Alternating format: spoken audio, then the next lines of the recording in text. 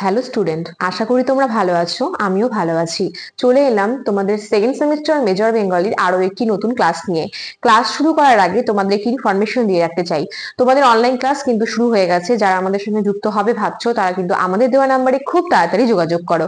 আমাদের যোগাযোগ নাম্বার 6295916282, আর একটি নাম্বার 7076398606। এই দুটো নাম্বারে ফোন করে তোমরা অ্যাডমিশনটা খুব তাড়াতাড়ি নিয়ে ফেলো। এবং তোমাদের সাপ্তাহিক ক্লাস শুরু হচ্ছে খুব তাড়াতাড়ি, এই সপ্তাহ থেকে আর সামনের সপ্তাহ থেকেই। প্রথম থেকে যদি তোমরা ক্লাসগুলোতে থাকো তাহলে তোমরা বুঝতেও পারবে এবং তোমাদের কিন্তু পঠন প্রক্রিয়াটাও খুব ভালো মতন চলবে।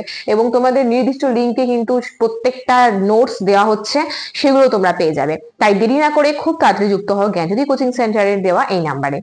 তাহলে চলো বেশি কথা না বাড়িয়ে আজকের ক্লাস শুরু করা যাক। আজ আমি তোমাদের সামনে নাটক থেকে দীনবন্ধু মিত্রের যে অবদান রয়েছে নাট্য সাহিত্যে সেটা আলোচনা করব। আগের দিন আমি আলোচনা করেছি মাইকেল মধুসূদন দত্ত। যারা আমার আগের ক্লাসটা দেখোনি তাদেরকে রিকোয়েস্ট করব অবশ্যই আগের ক্লাসগুলো অবশ্যই দেখবে। কাব্য সাহিত্য এবং নাটক থেকে প্রত্যেকটা ভিডিও পরপর দেওয়া আছে সিলেবাসে, সেগুলো দেখবে এবং তোমরা কতটা উপকৃত হলে আমাকে কমেন্ট বক্সে অবশ্যই জানাবে। তো আজকে আমার আলোচনার বিষয় হচ্ছে দীনবন্ধু মিত্র। বাংলা নাট্য সাহিত্যে মাইকেল মধুসূদনের পাশাপাশি একটা উজ্জ্বল মুখ হচ্ছে দীনবন্ধু মিত্র। দীনবন্ধু মিত্র তিনি তার নাটকের মধ্য দিয়ে একদিকে যেরকম হতদরিদ্র কৃষকদের দুর্দশার কথা দেখিয়েছেন নীলদর্পণ নাটকের মধ্য দিয়ে, ঠিক সেরকম ঘর জামাই থাকার যে কি যন্ত্রণা সেটা দেখিয়েছেন জামাই বাড়ি প্রহসনের মধ্য দিয়ে। এছাড়াও তিনি দেখিয়েছেন সধবার একাদশী যে তার রয়েছে, সেখানে সেই গ্রন্থে তিনি দেখিয়েছেন যে কিভাবে বিলাসপ্রিয় মানুষদের জীবন এবং কিভাবে তরুণ সমাজ ধ্বংস হয়ে যাচ্ছে।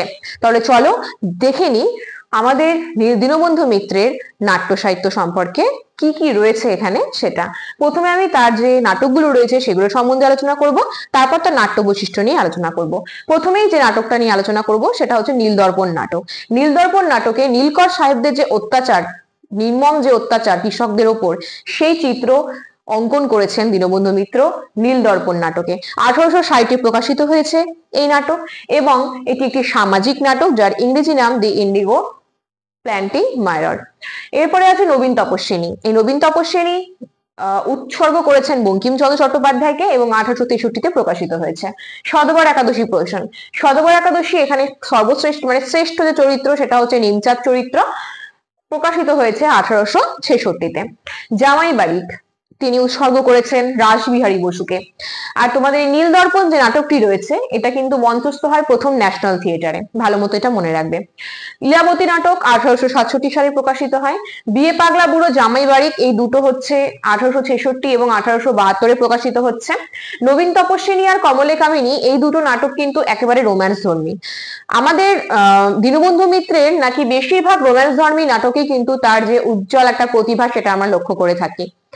এরপর আমরা দেখতে পাই যে দীনবন্ধু মিত্রের যে নাট্য সাহিত্য রয়েছে সেখানে দীনবন্ধু মিত্রের নাট্য সাহিত্যে অনেকটাই নাকি শেক্সপিয়রের মতো, ইংরেজি সাহিত্যের লেখক শেক্সপিয়রের সঙ্গে তাকে তুলনা করা হয়েছে। এবং তিনি 1971 সালে বাহাদুর উপাধি পেয়েছিলেন। পিতৃদত্ত তার নাম ছিল গন্ধর্ব নারায়ণ এবং ছদ্মনাম হচ্ছে কেঞ্চিত পথিকস্য। তাহলে দেখো, আমি আর তোমাদের সামনে আলোচনা করলাম দীনবন্ধু মিত্রের নাট্য সাহিত্য এবং তার কিছু বৈশিষ্ট্য নিয়ে। আশা করছি আমার ক্লাস তোমরা বুঝতে পারছো। যারা নিয়মিত আমার ক্লাস দেখছো তারা অবশ্যই জানাবে যে তোমরা কতটা উপকৃত হচ্ছ। আর যারা আমার ক্লাস দেখে উপকৃত হচ্ছ সত্যি, তারা একটা লাইক কমেন্ট শেয়ার করে আমাদের পাশে থেকো এবং চ্যানেলটি সাবস্ক্রাইব করতে ভুলো না, কারণ সবার আগে কিন্তু তোমাদের কাছে নোটিফিকেশন প্রত্যেকটা ক্লাসের পৌঁছে যাবে। তাহলে আজকের ক্লাস এত পর্যন্তই। দেখা হচ্ছে নেক্সট ভিডিওতে আরো একটি নতুন ক্লাস নিয়ে। ততদিন পর্যন্ত সুস্থ থাকো, ভালো থাকো, আমাদের চ্যানেলকে ভালোবেসে আমাদের সাথে থাকো। ধন্যবাদ।